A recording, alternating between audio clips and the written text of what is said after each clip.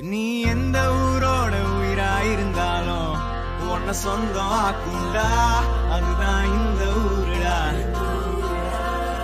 எங்க பீச்சு காத்து மேல பட்டா போதுண்டா, உனக்கு நல்ல ராசிடா, இனி நீ சென்னை வாசிடா.